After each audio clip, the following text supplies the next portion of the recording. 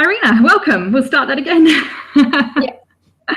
How are you? Good. Yeah. All right. So I'd love to start tonight if you could just tell us your story about how you got into paleo and everything. That would be fantastic. Sure. So my journey began maybe in 2011, I would say, which is about 5 years ago, something like that. I guess I've always been pretty into, healthy food and healthy living. I've never really been super unhealthy, but I certainly did love my pasta and bread and, ate all these kind of foods. And, until I was 30, I never really felt any kind of effects from drinking too much or eating too badly, because when you're young, you recover quickly and whatnot. But as I started getting older, I did start noticing that my energy levels were dropping, and starting to put on weight in different places, and not sleeping as well. And I also had a whole kind of family health crisis going through. My mum had cancer, 2 cancers back to back, and it was sort of around the time that I turned 30, and kind of felt like a bit of a wake-up call for me in terms of my own health. And, I always used to see food as something you would, either to lose weight or to gain weight. I never really thought of it as food as medicine, or food as something you can, eat to fuel your body for prevention or for healing. So after that whole thing with mum happened, she's fine. I sort of decided that, I was going to look into food and learn more about it from a nutritional point of view. So I was researching kind of different ways of eating, and I was looking at, vegan diets and vegetarianism and whole foods in general. And I had friends who were kind of practicing sort of slow carb eating, eating less refined carbohydrates. And at the time I kind of got into that, and through that eventually transitioned into paleo, again, through just what some of the friends were doing. And they were seeing really good positive results. And I guess I was a little bit intrigued, because I thought it's a little crazy that you can't eat bread and pasta and rice and you have to cut out all these things. So it was more my curiosity that got me into it originally. But then as I started reading about it, and I'm quite geeky by nature, so I do like to read white papers and do my own research. After the first book, I kind of got really into different aspects of it and started researching, and realized that at the time there weren't that many resources in Australia. So everything was kind of coming from the US, and whatever the local nutritionists or sort of whole food practitioners were doing, it wasn't very kind of publicized as paleo necessarily. And so I started a blog just to kind of, I guess, provide some resources, because I was learning a lot at the time, and I was cooking a lot at home. And I thought, my friend said, you should put the recipes up, because as you would know maybe from back then, there weren't that many food blogs were sort of dedicated to paleo. And if you searched for paleo recipes, you would come up with this kind of disgusting looking, piece of meat with some vegetables sort of put together on the plate by some CrossFitter, on Instagram. There weren't these beautiful dishes. So it led me to start my blog, and I had no idea where it would go. It was just kind of my own journey that I sort of shared through food, and just realized that there was this huge market out there of people who were into the same sort of thing, obviously searching for that information. And my blog became went from my little hobby to almost a full-time job, and I love the way that I eat, and sort of my own paleo journey has evolved, and that's been kind of the reflections through my blog and everything else that I've done. So it started from my own kind of curiosity into healthy eating, and then it evolved into something much bigger. Yeah, and I still eat this way today. So, for me, it was never really a fad diet or anything that I would do short term, because I was determined to find something that works for me long term, and that I can implement into my life, kind of full time. And yeah, that's my journey. Yeah, that's amazing. I remember back to those times when, there was just that ugly bit of meat on the plate from the CrossFitter, and coming across your recipes and thinking, wow, these are amazing. And I think, like some of the first recipes that I tried were your recipes, and I just thought, this is amazing. I think you really we're able to adapt, this food into this fun and creative, beautiful looking cuisine that you've made. So since then, you've gone on to create your Eat, Drink, Paleo cookbook, and then you've got a whole lot of ebooks out, and then you've done the latest book, which is Happy Go Paleo, which is a beautiful book as well. And yeah, and I just think you have a great way of being able to show people how to take, everyday foods and just make them beautiful. Yeah. Yeah, it's the way I eat. It's not something that people always think that I just cook that for the blog and that's just like special and I stylize it. But I actually do often cook like that, and I don't often take the pictures. But I believe that, food needs to be presented well. It needs to have lots of flavor and lots of great textures, because if it's bland and boring, you will eventually crave, all the junk food, because in most cases, it's just more interesting and more fun to people. So I wanted to show the opposite of that and show that if you do eat nutritious food and well-prepared food, you'll never really need to go back to the old ways, really. Yeah, that's excellent. And that leads us great into our first topic tonight, which is talking around eating better and not less. So I really love how you're looking at focusing on nutrient-dense foods that make you feel satisfied. So do you want to talk a little bit about that? Yeah, so one of the problems with sort of dieting, as I see it, is that kind of people always focus a lot on calorie counting or portion sizes or having to take away things and restrict it. And, it's in certain certain ways, yes, portion does matter, because some people don't know what a kind of normal portion size food should be, and they do overeat. We tend to overeat in the Western society in general. But when it comes to sort of calorie counting, it's not as important, because what's more important is what you'll actually have on the plate.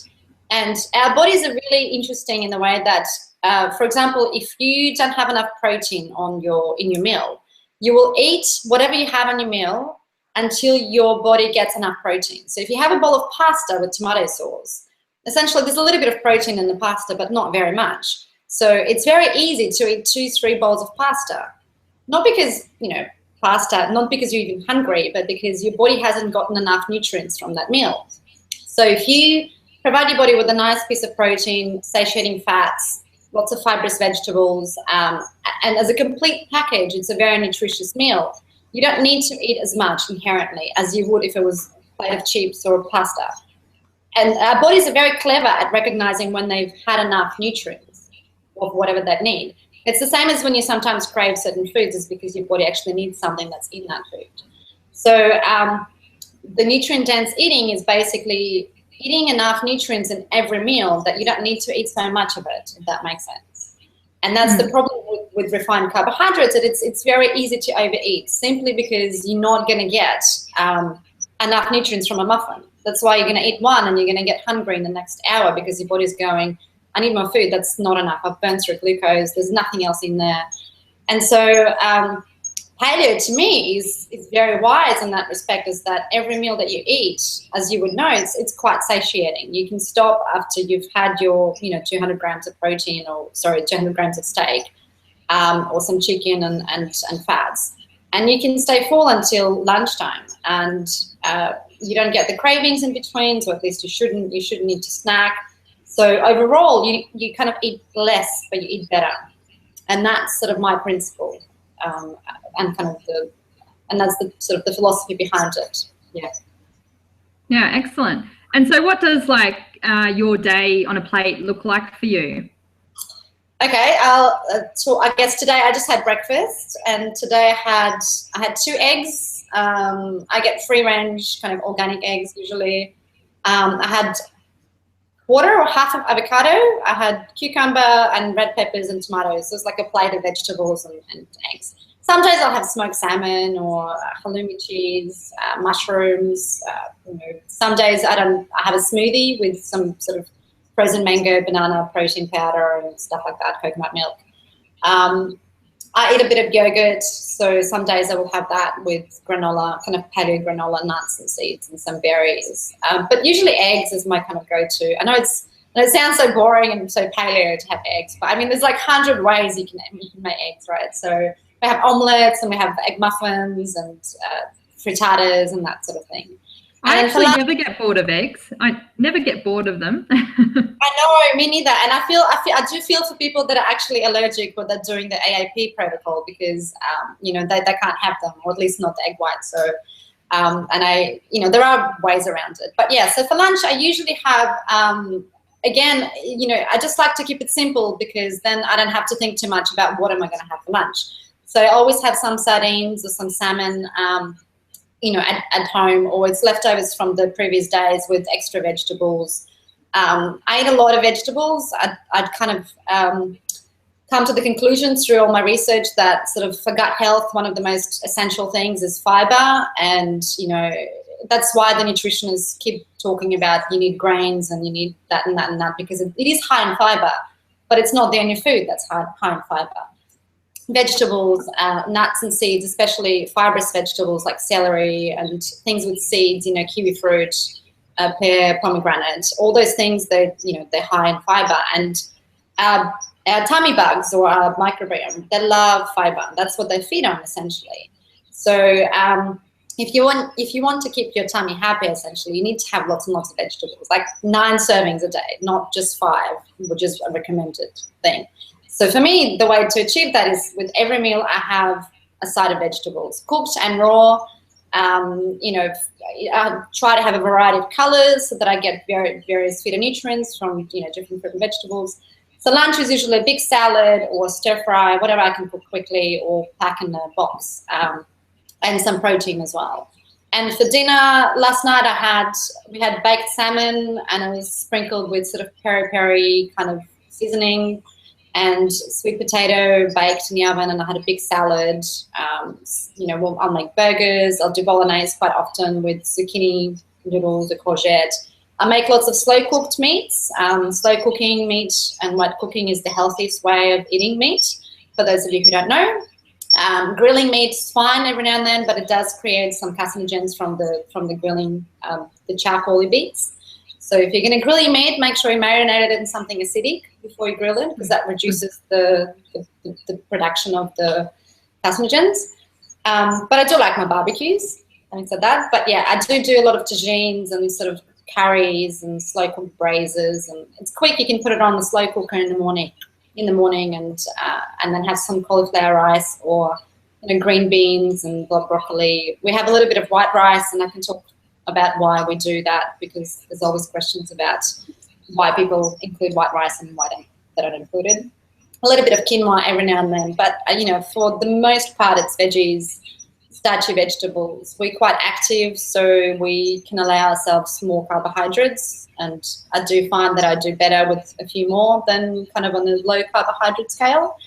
And again, there are various different reasons for that we can talk about. But that's pretty much it. It's usually, yeah, some sort of meat and protein and loads and loads of vegetables. I think people wouldn't, you know, my fridge is so small. I live in London at the moment, and I have these tiny fridges, and I have to like keep constantly buying more because I can only fit so many. But it is usually stuffed with a bunch of veggies. Yeah. So do you because you have to shop regularly, do you have markets that are on and things like that you can get to during the week, or is it just a, you know, have to go? I'm quite lucky because I live literally a few streets away from me. There's like a fishmonger that I know by name, and that's where I get my fish and seafood. I have a great butcher that does grass-fed free-range meat. They show you where it's from. You can ask, you know, tells you what farm it's from. You can also order, I think the same as in Australia. In the UK, we have you know, online kind of ordering directly from the farms, which is fantastic. And like in Australia, UK also, most of the land is arable, so a lot of the cattle does feed on grass naturally. Sometimes they do add the grain feed in the end, or in winter when the hay is not available. But for the most part, it is pasture fed, which is great. And a lot of the meat comes from Ireland, which is really good as well. And I have a greengrocer, so I can pretty much, I don't even have to go to the supermarket. I really only order supermarket stuff online, which is your toilet paper, that kind of thing. But yeah, so it's lucky. And when I can get to the food markets on the weekend, that's great, because I can go and try some fantastic salami from a local guy, and there's some vegetables from a different farm, and yeah, so try to eat seasonally as much as I can. Yeah, sounds really great that you can be in such a big city but still find these great food options. So yeah, really it is lucky. Yeah. I have to count my blessings. And before we were talking about some things that you include, and you were talking a bit about dairy. So maybe now's a good time to discuss maybe the paleo being a framework, and what things everybody's different and can include different things in their diet, like you've been talking about. Absolutely. So dairy is a grey area. For the most part, a lot of people can't tolerate dairy, or at least not milk, simply because we're the only mammals that really drink milk from other mammals. It doesn't happen in nature, as you know. But we have evolved, and depending on where you are from, your heritage, you probably tolerate dairy better than others. In Asian cultures, they don't have dairy traditionally, whereas in European countries in Switzerland and the Alps, they've had dairy for a long time. So you do need to look at the genetics as well.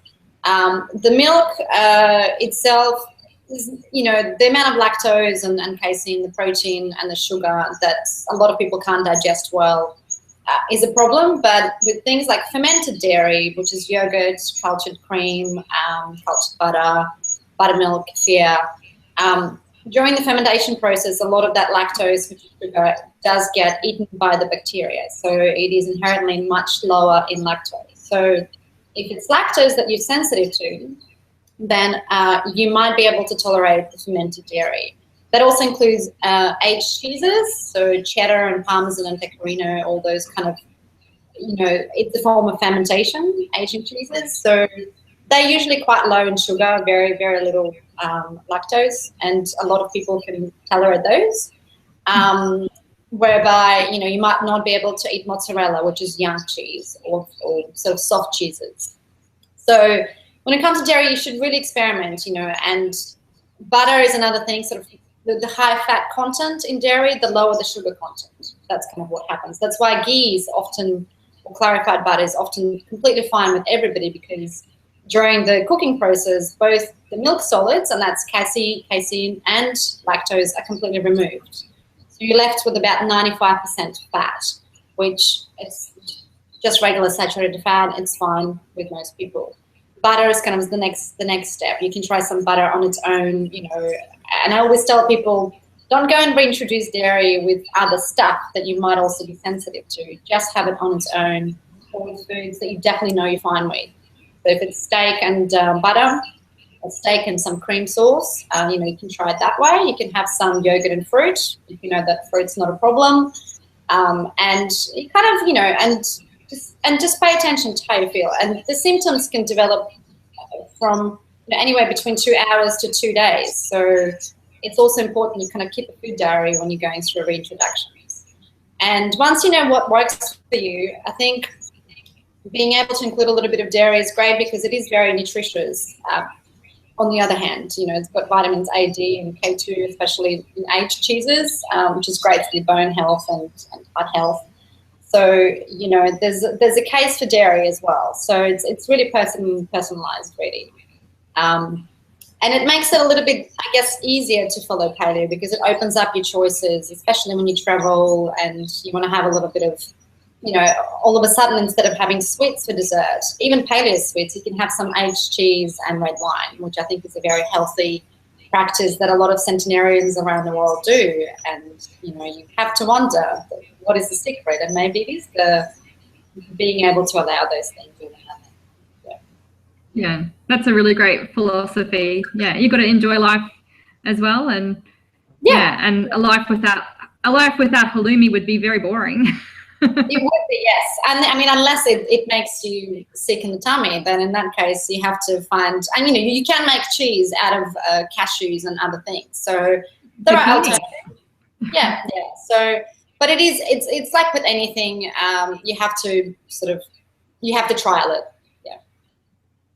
Yeah. So before you were saying you're quite an active person. I know that you do a bit of rock climbing, don't you? And running and things like that. And another topic we're going to talk about tonight was how to exercising smarter. And do you want to talk about that a bit? Yeah. So the exercising smarter philosophy. I mean, as you would know, people kind of, when they go on this sort of health gigs, the perception is that, if I exercise a lot, I will lose more weight. And, and people get into these kind of crazy, they almost get fanatical about exercise. And they exercise every day. They get on the treadmill for an hour. They get, they do 2 hours in the gym. And they basically run their body to the ground, literally. And, too much exercise is just as bad as not enough exercise in a way. And you often hear stories from people that run marathons or do CrossFit 4, 5, 6 times a week, and they start to put on weight or they get unhealthy. They come down with colds, their immune system's compromised. And that's because you essentially have this low level of chronic stress that is caused by too much exercise. Just like stress itself causes chronic inflammation in the body, physical stress or too much exercise is a form of chronic stress. It's a physical stressor. So in a way, you have to find this balance. Exercise is great for our heart and cardio and bone density, and we need to move. We're designed to move as species. That's what we've developed to do. We've always moved. So we've kind of gone from moving. When you think about our ancestors, they didn't really move all the time. They moved functionally. When they needed to go hunting for food or foraging or climb a tree to escape danger or run away or walk from one tribe to another. So there were kind of this sporadic, long forms of exercise and then short, intense. And it's about sort of remembering that when it comes to exercise. Just doing half an hour a day and functional exercise where maybe one day a week or a few days a week you get your heart racing for half an hour, 20 minutes. And then the other few days you do something like you lift heavy weights or you go rock climbing or you use your body, your core muscles, your arm muscles, your glutes. And you don't need to do much. You just need to do enough to engage both your heart and your muscle groups. And so that's a smart way of doing it because you're still moving daily, but you're not over moving so that you create the stress that essentially then causes inflammation. And then, cortisol, and that can cause extra weight gain, especially around the stomach. And people kind of go, I've been exercising so much, but I can't lose weight. And sometimes it's like doing the opposite. It's just going, maybe drop it down a little bit. And people surprisingly see better results. So it's that, but also finding things that you like to do, that you don't have to kind of feel like it's a chore to exercise. So for me, it is running. I don't run much. Like I don't run lots, but I run a few times a week and, half an hour or so. And I go rock climbing, which I love doing. And both exercises I do, and when I do it, I never feel like I'm exercising. It's, it's me time. And, when I go running, I put a podcast on or music and feel the air in my hair and it feels lovely and get some vitamin D. So for other people, it might be dancing or CrossFit or yoga, Pilates, swimming, whatever it might be. But finding that thing that you love doing regularly is a very smart way of exercising because you're not going to feel like you're exercising. And there's a lot of, it's great. I just saw a question pop up. Yeah, let's take a look what the question says. Wow, my thing's not working properly tonight. Can you see what the question says on there? Or? Yes, the question was from Diana. Sorry if I didn't pronounce the name correctly. On exercise days, does Irena eat more extra protein? Yes, correct. I do, especially if I'm doing, actually both with running and strengthening. I usually try and have protein pretty much after I exercise, within an hour or so. So if it's dinner time, if I go exercising in the evening, I'll usually have protein for dinner. On days that I don't exercise, I do actually sometimes have less protein because there is something to be said about low protein days as well, and kind of giving our body rest from digesting, because protein is a little bit harder to digest. But yes, definitely if you're working out, your body needs more protein. So if you're active quite a lot, or if you're trying to put on muscle mass, upping up the protein is definitely important. And some people do say that it's not necessarily, it doesn't have to be straight after exercise. It's just that day. It could be a few hours later or a few hours before. But it definitely helps to not just build muscle, but to recover, because, you know, you're essentially repairing muscle while you sleep. So if you're going out for a long hike, or, you know, quite a few hours, and you're hiking and you're doing a bit of climbing and stuff like that, what do you typically take some snacks with you, or do you just make sure you eat a big solid meal before you go out? Yeah, no, I take snacks, definitely. I often try and make banana bread, so paleo banana bread for if we're going to go climbing. That would involve usually a little hike to get there, and we're usually there the whole day, so there isn't anywhere to get food. So normally I would bring banana bread or something like that, which is a bit of a crowd pleaser, and then we can share it with other people. Otherwise, it's just you eating the paleo food on your own. And we will take some eggs, sort of hard-boiled eggs. They're quite easy to carry. Bananas, fruit, sort of high-energy snacks, nuts and dried fruit. And then for protein, I often make, I just bake some sweet potato and, you know, kind of have a container of that. And then carrots, usually capsicum, cucumbers, there's heartier vegetables that they're not going to get soggy. And salami or ham or some chicken, some sort of protein, sometimes sardines or like a can of tuna. And then you have your carbohydrates from the fruit and sweet potato, and you have some vegetables and some meat. Yeah. But we know sometimes, you know, when you hike, you get hungry, but you kind of end up eating a lot more in the evening. So you graze through the day, and then you go and have a nice big pub meal at the end. Yeah. That sounds good. And so do you ever prescribe to anything like fasting? Like if you've eaten, you know, quite a big meal, do you sometimes just eat again when you feel hungry, or are you very strict in the meals that you're eating? No, I do intermittent fasting, actually. It's not scheduled in my kind of week. It is very much listening to your body. There are days when, whether I had a big dinner or, for women, you might know, you know, during the cycle, we tend to be a lot less hungry straight after the kind of, you know, period. And on those days, you know, you can go for the whole day and you're not hungry. You just sort of, your body says, you know what, I'm fine. And from a health perspective, it has been shown to be beneficial to do intermittent fasting, not on regular basis, especially for women. Men tend to do better with sort of not eating breakfast, for example, on regular basis. For women, we do need to eat more regularly, but once a week or twice a week, skipping breakfast is not an issue, and it actually gives your body a chance to really relax and gives your liver a chance to just rest, really. So just having a coffee, and sometimes I'll have black coffee with some coconut oil in the morning, and, you know, water. I have lemon water every morning, and that keeps me going till 11, 12. And I don't do it often, but I've just noticed that it happens once a week, just naturally, you know, and it could be after those big nights, or maybe just I'm rushing in the morning or I have something to do and I'll just eat when I get hungry. So I think what paleo is really good, and this has been proven by a lot of people that I've spoken to, is that you do learn to listen to your body a lot.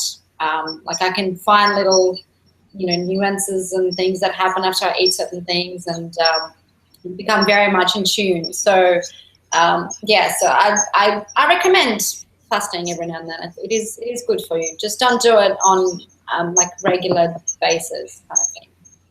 Yeah. For women. Yeah, that's good. And do you also, I guess we're talking a bit about food again, you know, sometimes when people fast, they'll have some bone broth. Do you drink bone broth regularly during the day, and do you have fermented foods as well? Yeah, so I do ferment quite a lot, and I've done workshops. I teach workshops on fermenting every now and then. I mainly do kefir and sauerkraut. They're my like two regular things that I make. And kefir I've made with both sort of coconut milk and regular milk and even coconut water. With sauerkraut, I always have something in the fridge. I make like liter bottles, jars of it, and experiment with adding different flavors. And I make some with turmeric and lemongrass, and sometimes I'll make Mexican-inspired sauerkraut or Italian with herbs, and I usually have that on the side with food. Bone broth, I don't drink it every day, mainly because I'm just lazy and forgetful and to make it. So when I do, we have roast chicken quite often, once a week or so. And I always boil the carcass overnight and have chicken broth. And I love just reheating chicken bone broth with some coriander and garlic. And I eat a little bit of miso, and I know it's soya, but it's fermented soya, and it's fine. It's a lot less harmful for you. But yeah, so when I make it, I do drink it. I go through periods, maybe in winter when my slow cooker is more utilized, I do make more bone broths. But if I get a chance to buy it, I also just buy it because I just get a bit, I forget. I'm like, I should make some bone broth, and then I just get busy with something else. Yeah, and probably because you don't have the space. I know, it's fantastic. If if somebody could bring me a liter every day, I'd be really happy. But yeah. Well, there's lots of broth bars opening up now, so maybe you might get one down around the corner from you, and you can go and sip some. I know. I'm looking forward to it. Yes, I know that there are some in the States. I'm not sure if there are, probably in Australia. I think there was one. Yeah, I have seen one in London. It's just not near my area, so I have to make a trip out there. But yeah. Yeah. Yeah. Okay, so our last topic for tonight is it's a lifestyle, not a crash diet. And I think we've covered that a few times, but is there anything else you wanted to say about that? Yes, so with paleo, and a lot of people kind of get on the paleo, wagon, so to speak. And they do see it as a band-aid solution. They kind of go, I'm just going to do it for a few weeks, and then after a few weeks they're like, oh, it's not working, it's too hard, I'm just going to give up now. But it's so important to do it for more than 4 weeks. Like, I think paleo really shows its true results after at least 2 months. You have to stick to it for 2 months, because eventually you can retrain your palate, your taste buds, your cravings will change completely. I never really crave sweet foods. I crave fruit, which is a very different thing. I don't really crave bread or pasta, unless I see it and I'm like, oh, that looks really nice. But, it's amazing that your body can rewire. You can rewire your eating habits, your living habits.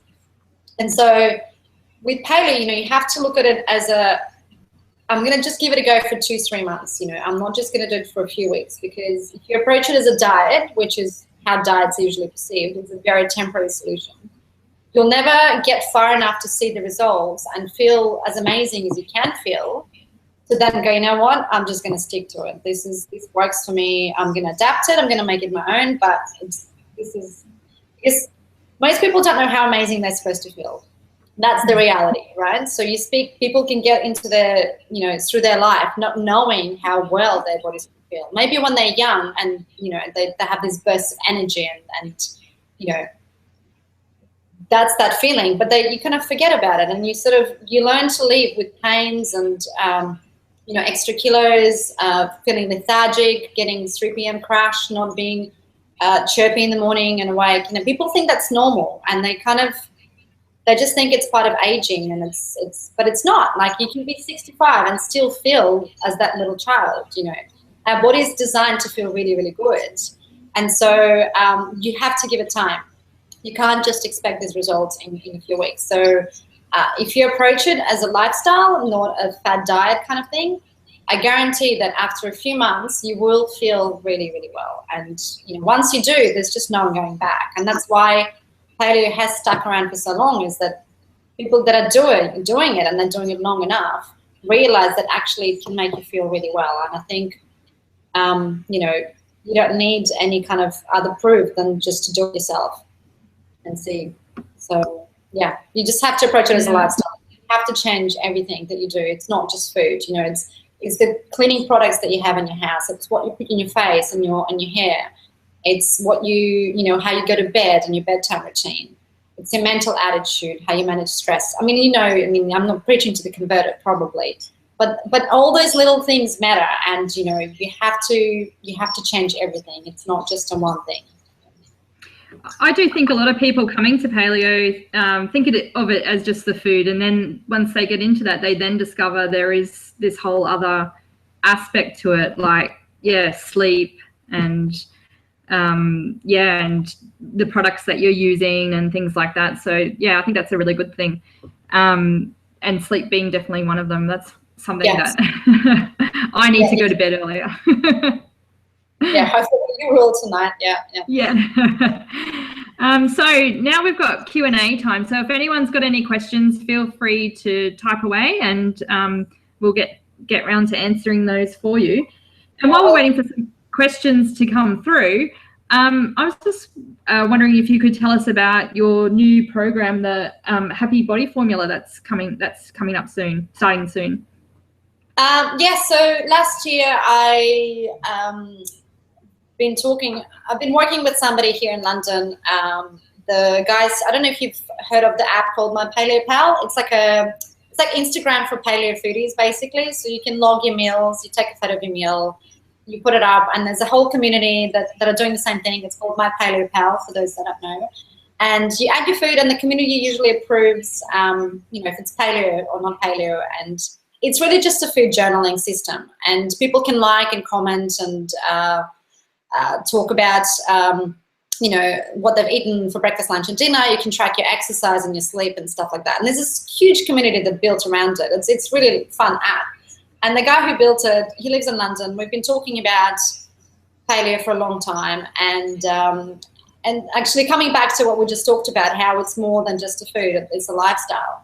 You know, we saw the benefit of having this app and people being able to track their food, because it creates accountability. And for most people, to be able to stick to a new diet or lifestyle for longer than 3 weeks, and that's how long it takes to create new habits, they need that sort of accountability or guidance. You know, people can obviously go and buy cookbooks and follow blogs and try and do it on their own, but when you have somebody else who sort of looks after you, kind of virtually, so to speak, and there's a community that's doing exactly the same thing, and you're all accountable, and you're all following meal plans and logging food, and you're all doing sort of similar kind of to-do lists, it actually makes you stick to this lifestyle long term. So we thought, why don't we create like a plan, an actual program that allows people to do this whole lifestyle transition and focus on food, as well as all the other little wellness aspects that we just talked about: gut health and sleep, stress, movement,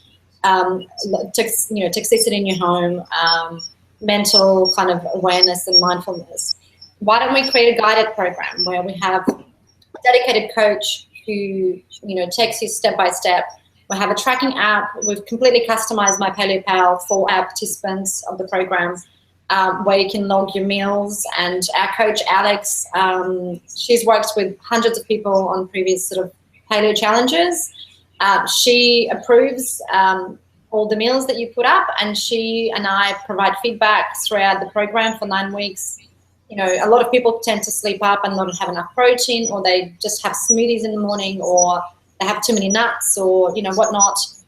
So we've got meal plans which I developed specifically for the program, and I've shot all new recipes, and people can follow that to a T, or they can do their own thing. We kind of provide guidelines and information and nutritional know-how.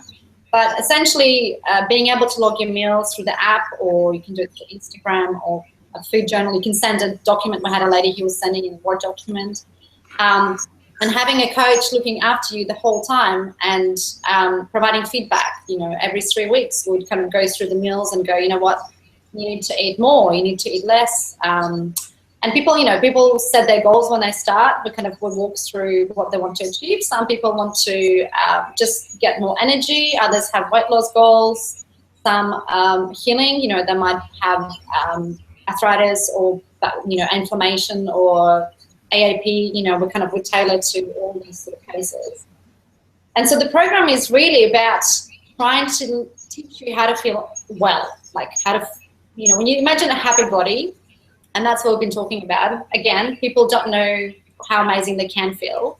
And we thought, let's create something that can show them, that can guide them from A to B, and let's get them from having unhappy bodies, and that's the body that is tired and lethargic and feels like it's aging, or it's, your digestion is bad, your skin's bad. And let's show them how to have a happy body. And that's why it's called the Happy Body Formula.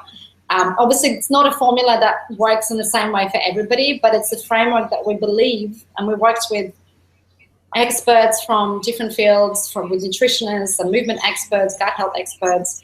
We believe that it's a framework that can, that's why we have this guarantee, which I'll talk about in a second. It is going to make you feel really, really well. And it's something that personally I'm really passionate about, because I've gone through that experience, and I've seen other people who have gone from feeling average, okay, but not great, to feeling amazing.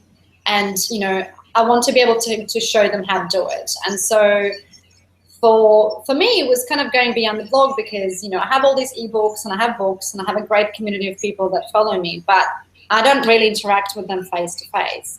They often come to Facebook and we chat and I get emails, but having a program gives me a chance to be more one-on-one with them and to guide them through this whole process. So the program kind of started out as that. It was a bit of a passion project between the two of us, and we've run one round so far. They're finishing this week. They're on week 9. And we're starting the next round April 18th, I think. Yes, correct. And you can register now if anyone's interested. Obviously can answer anyone's questions, but just to kind of clarify, it is a paleo-inspired program, but what we do differently is we have 1 week foundation where we teach, where you get to know the program, you get to clean your pantry, you meet the coach. There's a bunch of things we want you to do before you even start, which most programs skip because they just want you to get started, and then there's no transition period. There's 4 weeks clean paleo protocol, no dairy, no grains, no legumes, no processed sugar, etc., etc. And then the last 4 weeks, we're doing a stage called recalibration, which is when we reintroduce dairy, we reintroduce certain grains. We do quinoa, buckwheat, white rice, and we do, they're the main grey foods. So those grey foods. And it's a bit of a guided process, so we'll teach them how to introduce them properly, how to prepare quinoa, how to cook it, and what symptoms to pay attention to, so that by the end, when they finish the program, they have their own framework that they're happy with, that they can continue on with afterwards. And it's sort of through the meal planning, we also teach them how to plan their meals properly, how to do food prep each weekend. Obviously, they have like over 100 recipes to take away with them. And that's kind of that in a nutshell. I've just went on about it because I get so excited, sorry. Well, it sounds amazing. Like, imagine having your own coach there, helping you, guide you through that. It's like having someone right there with you, holding your hand, which is amazing. It's fantastic. And the feedback that we've gotten so far has been that that's one of the most unique aspects of the program, is that there is actual real people behind that care about you. And obviously we have, Facebook group community and, all that sort of thing, daily emails, motivations, but just having that person, and, I'm on the program the whole time as well. So I'm on Facebook and I'm looking at meals and things like that. And having somebody, approving your meals, if you want to be logging them, is important, because some people, they get to 4 weeks and something's not working and they're not sure why, and they have nobody to ask. So we provide that service where we can actually talk through some issues that they might have. And, we don't provide kind of individual medical advice as such, but we can refer to them to go and do and test certain things. Or, we've worked with so many people that we've seen what works and what doesn't. So we kind of play off the previous experiences and things like that. So, yeah. Yeah, it's excellent. And I'm actually going to be joining the program as well. So I'm really excited to, awesome. Yeah, great. So I'm very excited. And, you know, just from all the knowledge that you have, it's just going to be amazing to have someone looking at your meals and saying, yeah, this is great. Keep going. Have that motivation there, where quite often you start something out and then after a few weeks, when, like you were saying, you kind of lose that motivation and you're not sure where it goes. At least you've got someone there to keep you accountable if you want that. So that's a really fantastic idea. You can completely do it incognito if you want to just use the meal plans. And, you know, each week we focus on a different aspect of wellness. So we go through week 1, I think it's mindset and changing mindset cravings, and we work with nutritional psychologist and counselor. Then we have 1 week we have gut health. We have a lady, Erica Sonnenberg from Stanford University. She's a gut health microbiome scientist. And we have Q&As with her. We've got Lee Holmes, obviously. Scott Gooding is our movement expert. He designed custom workouts for us. We have Daryl Edwards from Australia, from the UK, talking about sleep. We have different experts talking about, you know, we're trying to cover all different things like psychology, life hacking, you know, we're talking about meditation and stress. And we kind of wanted to go out and, because I know a lot and I can teach people, but I wanted to go and find experts, the best experts in their field, and hit their brains basically. So we have that knowledge throughout the program as well, just to, you know, people said like it was so interesting because each week they get like a whole bunch of information to read, and there's all these insightful articles and guides. So I think they all finish it, and I'm hoping that they can then go on and teach their friends and family. So that's kind of a big thing for me, is that if we can teach them the right way, that they can be an example to their, you know, close people to them. Yeah, that's excellent. So I think everyone can see I just popped up the display. There's only a couple of days left for the early bird special, and you get 30% off. So if anybody's interested, you can click on the link that I displayed. So yeah, so it's going to be really exciting. I'm really looking forward to it. And we've just got another question that's popped up. So Deanna's asked, if parents trying the diet, how suitable is it for the children or their support to help with meal prep good for the kids' meals also? Okay. Yeah, so the meal plans, they're designed for 2 people, but it's so that you can multiply or divide to have it for 1 person or for multiple. We had people that were doing it with the whole families. Some people were doing it just with their husband or on their own. Most meals are kids friendly, more or less. I mean, it depends on how fussy your kids are.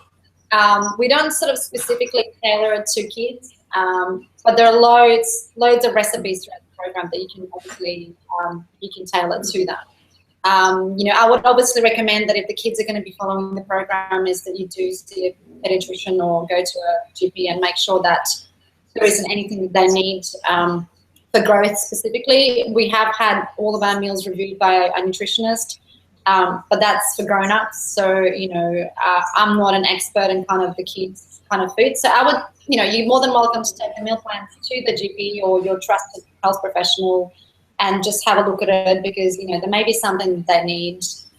You know, with kids, especially eliminating foods and how they react to it while they're developing is completely different to grown-ups. So, so yes, you can absolutely follow it with kids, and you know, the food is tasty, and there's, you know, soups and chicken drumsticks and bits and pieces that they can eat. But you also have, you know, detailed guidelines on what to eat and what not to eat. So you're more than welcome to sort of create your own thing. And there are so many resources out there for kids' lunch boxes and kids' foods and things like that, that you're more than welcome to do your, you know, to do your own thing as well. I personally don't make any separate meals for my children. They eat what we're eating all the time. So yeah, that makes it easier for me too. And that's how I grew up. I always ate whatever my mom gave me, so that's why I like salads, because we always had salads growing up, or vegetables and fruit. So I don't know any other way, but yeah.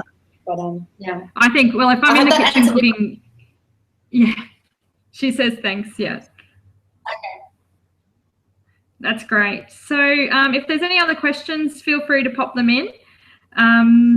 if not, I'm just going to thank you very much for doing this webinar with us tonight. There was so much information there that I'm sure everybody got a lot out of. So it's been really great having you on the Nourishing Conversations. So thank you very much.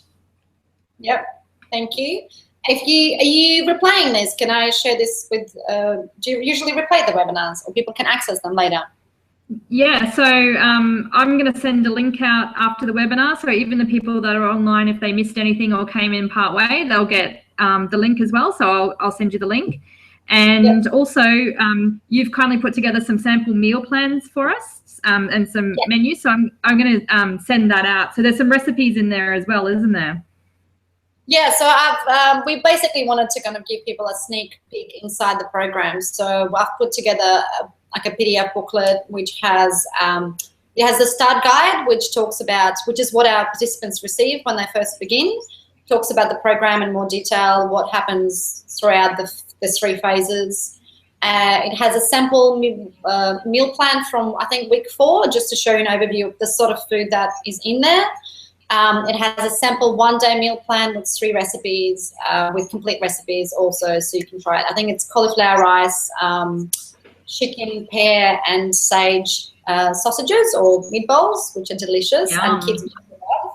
And berry chia porridge, kind of chia seed porridge, which is one of the meals as well. And it just shows you a little bit about what the week structure looks like, so that you can sort of get a better idea. Yeah, sounds great. So I'll send that out to everybody as well as the replay. And yeah, it's great. And I look forward to doing the program. And thanks very much for joining us.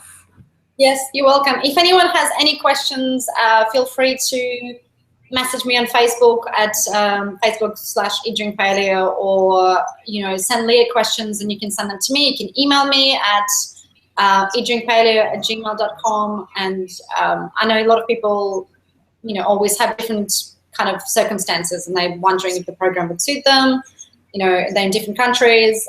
We do tailor to international audience, so the measurements and recipes are both for Australian and American measurements. So, and we have a team in the UK, Australia, and US. We have people also on the ground, so it's kind of covering all time zones basically. Oh, that's excellent. Yeah, you've got everything covered. Yes, cool. Thank you for having me, Leah. Okay. No, it's been fantastic. Thank you. And there's no more questions, but if any come through, I'll definitely let you know. So thanks for joining us tonight.